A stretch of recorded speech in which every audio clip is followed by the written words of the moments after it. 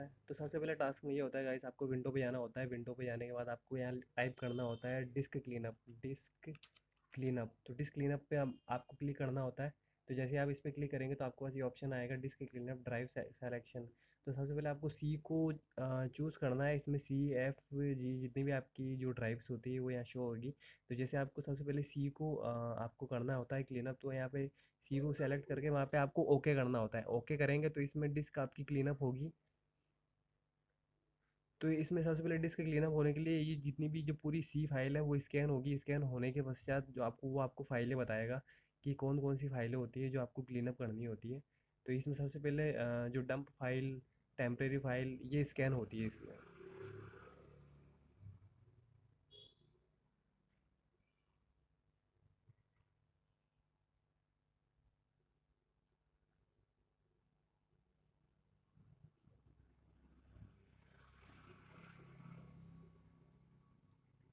तो गाइस आपके पास ये ऑप्शन आ गया है डिस्क क्लीनअप फॉर सी के लिए। मतलब आपको कौन कौन सी जो फाइल्स होती है वो आपको क्लीनअप करनी होती है। जैसे डाउनलोडेड प्रोग्राम फाइल, ये 0 बाइट है। इसमें टेम्परेरी इंटरनेट की कुछ फाइलें होती है जो यहाँ पे 4 MB की है, सेव हो रखी है। और 426 MB की भी टेम्परेरी फाइल है, उसको भी आप चाहे तो यहाँ क्लिक करके आप उसको डिलीट कर सकते हैं।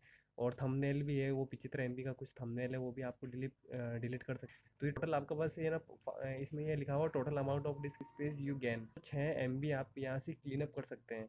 तो अगर आप यहाँ से क्लीन अप करना चाहते हो तो ये क्लीन अप सिस्टम फाइल। तो जैसे कुछ इंटरनेट की फाइल को हटा करके इसमें ये जो कुछ फाइल्स जो होती है वो इसको मैं क्लीन अप।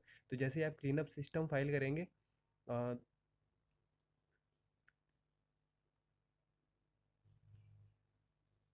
तो जैसे मैंने यहाँ पे 75 MB में यहाँ से क्लीन अप करना चाह रहा हूँ कि क्लीन अप सिस्टम फाइल्स। तो जैसे आप यहाँ क्लिक क्लिक करेंगे तो आपकी जो फाइल्स होती है वो सारी क्लीन अप हो जाएगी।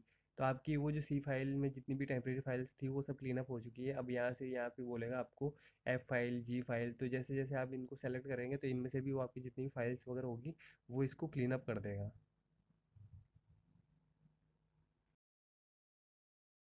टास्क में गाइस आपको सिंपली विंडो पे जाना होता है। विंडो पे जाने के पश्चात आपको डिस्क डीफ्रैगमेंटर लिखना होता है। डिस्क डीफ्रैगमेंटर टाइप करने के पश्चात आपको यहाँ पर क्लिक करना होगा तो आपके पास एक विंडो खुल के आएगी डिस्क डीफ्रैगमेंटर की। मतलब ये भी एक अपने सिस्टम को इम्प्रूव करने के लिए, सिस्टम की परफॉर्मेंस को इम्प्रूव करने के लिए एक टास्क है, ये एक प्रोसीजर है।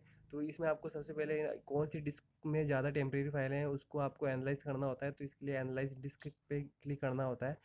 तो ये आपको बताएगा कि इसमें किस में टेम्परेरी फाइल्स ज़्यादा हैं, तो वो आप उसको क्लीन अप कर सकते हैं। तो ये गाइस मैंने इस पर क्लिक कर दिया है और ये यहाँ पे एनालाइज हो रहा है कि इसमें कितना है टेम्परेरी फाइल। तो ये प्रोसेस होने के पश्चात मैं आपको बताता हूँ कि इसमें मतलब कौन कौन सी फाइल्स है, कौन कौन सी ड्राइव है जो क्लीन अप के लिए रिक्वायरमेंट है।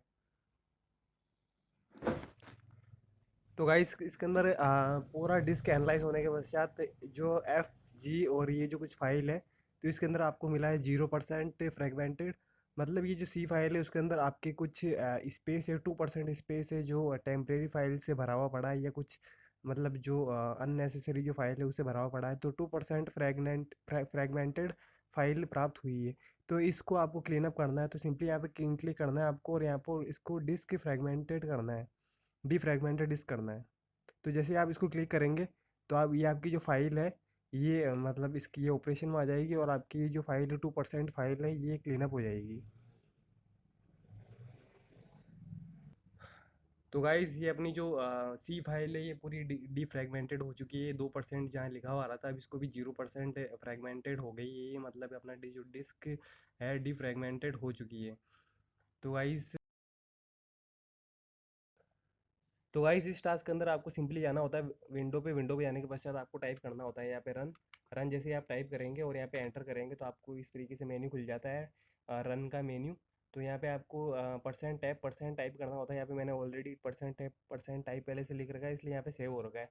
या फिर आप इसमें ऐसे भी कर सकते हैं, विंडो या आर को जैसे ही आप करेंगे तो आपका ये ऑप्शन डायरेक्ट खुल जाएगा। तो आपको इस तरीके से लिखना होता है परसेंट टैप परसेंट। तो जैसे आप यहाँ पे लिखे और ओके करेंगे तो आपकी जितनी भी टेम्परेरी जो फाइल जो होती है वो यहाँ पे दिखाई देगी। तो यहाँ पे बहुत सारी टेम्परेरी फाइल है जो आपके सिस्टम को स्लो करती है, आपके सिस्टम को हैंग करती है जब आप चलाते हैं लैपटॉप। तो ये जो जितनी फाइल है ये सारी फाइल जो है ये टोटल है 5273। तो ये जितनी भी फाइल है ये टेम्परेरी फाइल है जो आपको सिस्टम को हैंग करती है। तो इन सबको आपको डिलीट करना होता है। जैसे मैंने यहाँ पे राइट क्लिक करके इसको कर देता हूँ डिलीट। तो ये जितनी भी फाइल्स होती है ये सेम टेम्परेरी फाइल होती है, ये सारी डिलीट हो जाएगी। और गाइस जो चौथा टास्क होता है, चौथे टास्क में अपने कंप्यूटर को हाई परफॉर्मेंस मोड में डालना होता है। उसके लिए सिंपली आपको कुछ नहीं करना होता है, आपको जाना होता है पावर के ऑप्शन में। ये जो बैटरी का सिंबल आता है उस बैटरी के सिंबल पर जाना होता है और यहाँ पे आपको राइट क्लिक करके पावर के ऑप्शन पे क्लिक करना होता है। तो जैसे आप पावर के ऑप्शन पे क्लिक करेंगे तो आपको ये एक विंडो खुलेगी। तो यहाँ पे आपको 3 मोड दे रखे होते हैं, balance, high performance mode, power saving mode. तो आपको जो हाई परफॉर्मेंस मोड है उस पर क्लिक करना होता है। तो यहाँ पे आप सेटिंग भी इस हाई परफॉर्मेंस मोड की सेटिंग भी चेंज कर सकते हैं।